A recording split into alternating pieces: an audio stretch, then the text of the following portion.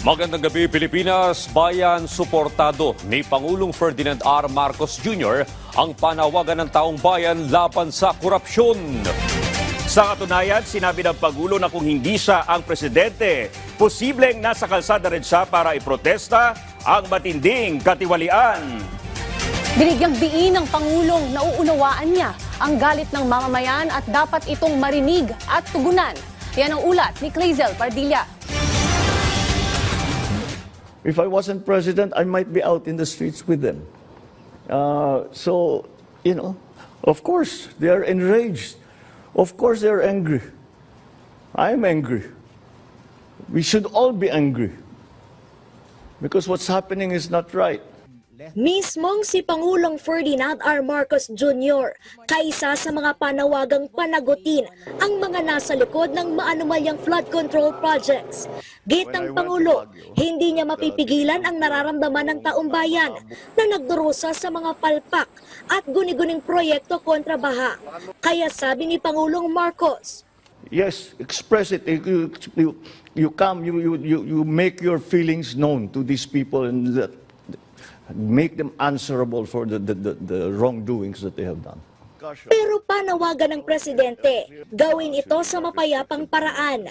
Palaman ninyo ang sentimento, palaman ninyo kung paano nila kayo sinaktan, kung paano kayo ninakawan nitong mga ito. Palaman ninyo sa kanila, sigawan ninyo, lahat, gawin ninyo, mag-demonstrate. Just keep it peaceful. Tiniyak ni Pangulong Marcos na pananagutin ang mga tinawag niyang balasubas na sangkot sa katiwalian. I want to show that there's justice. I want to show that there is fairness. I want to hold these people accountable just like they do. I brought this up. And it is my interest that we find the solution to what has become a very egregious problem. Hahabulin sila ng Independent Commission for Infrastructure na pangungunahan ni retired Supreme Court Associate Justice Andres Reyes Jr. at ng mga miyembro nito na sina dating DPWH Secretary Babe Singson at Certified Public Accountant Rosana Fajardo.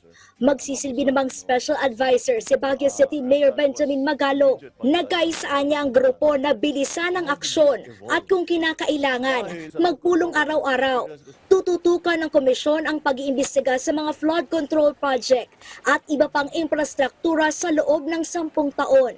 Magsisiyasat, tatanggap, mangangalap, magsusuri ng ebidensya at intelligence reports kaugnay ng mga questionabling proyekto. May kapangyarihan ng ICI na magpalabas ng sabina o ipatawag ang mga testigo at humingi ng mga dokumento para sa investigasyon. Magrekomenda sa pagsasampa ng kasong kriminal, sibil at administratibo sa Department of Justice, Ombudsman at Civil Service Commission.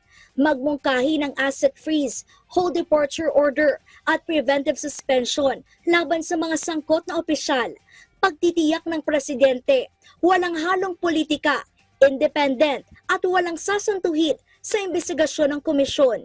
Magkano ang ninakaw na pera ng mga balasubas na ito? That's what we need to know. That's what we need to fix. They will not be spared. All right. Anybody will say, hindi, wala tayong kinikilingan, wala tayong tinutulungan. Uobligahin din ng administrasyon ang mga kontraktor na ayusin ang mga bara-bara at ghost projects. Habang ang lokal na pamahalaan, inatasan na inspeksyonin muna ang mga proyekto bago tuluyang tanggapin at ideklarang kumpleto. Muling iginiit ni Pangulong Marcos na hindi nabibigyan ng panibagong pondo ang mga proyekto kontra baha sa susunod na taon. Hindi rin papayagan ang pagsisingit o pagbabago ng pondo kung hindi ito para sa edukasyon, agrikultura, kalusugan, pabahay, ICT, sektor ng paggawa at enerhiya.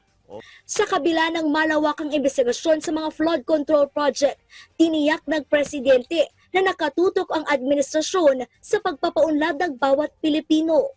Our attention continues to be directed to the work of government. that the infrastructure development continues, that our education program continues, that our social programs also continue na walang patid. As a matter of fact, we are accelerating them and increasing them. Clazel Pardilia para sa Pambansang TV sa Bagong Pilipinas.